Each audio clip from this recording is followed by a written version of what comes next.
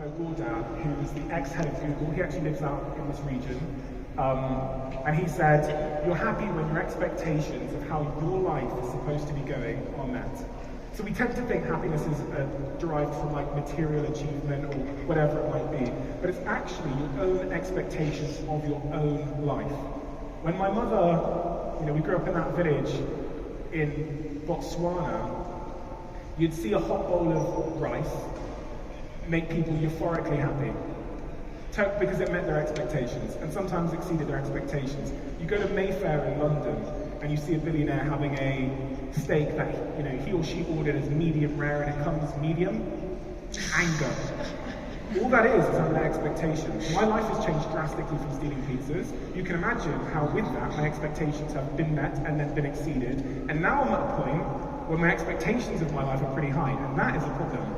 Getting on a first-class plane to fly to Sharjah and just rushing into the cabin with my laptop to do my work as fast as I possibly can, and not taking a moment to say to myself, Stephen, you're on a first-class flight to the other side of the world, and there's a group of people that are going to sit and give you an hour of their time to listen to you speak.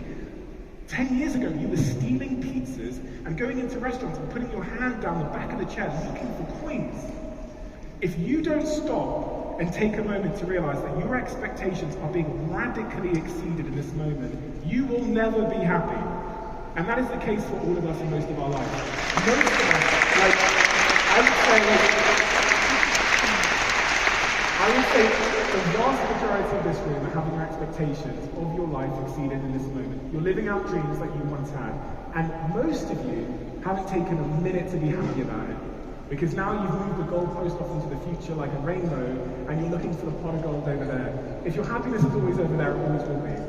And so I have to almost put these principles in my life to bring gratitude into my life. And one of them when I get on the plane now, as a ritual, is just touching the plane when I walk in, which is me reminding myself that this is incredible. That I'm about to get in this tin can and fly across the world. That's the most, because, for me, other than flying from Botswana, the first time I got in a plane and went on holiday on a plane, I was 25. And I couldn't believe it, and I was in economy, it was the most incredible thing ever. And now I'm just rushing in and trying to get on the Wi-Fi as fast as I can. That's a sad life.